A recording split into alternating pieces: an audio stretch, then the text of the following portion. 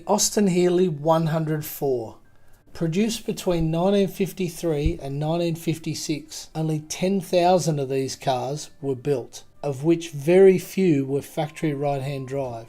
Today, these cars are highly collectible and increasingly rare. The 104 was the first of the big Healeys, sporting a powerful 90 horsepower 2.6 litre 4-cylinder engine, allowing the car to reach 100 mile an hour with ease.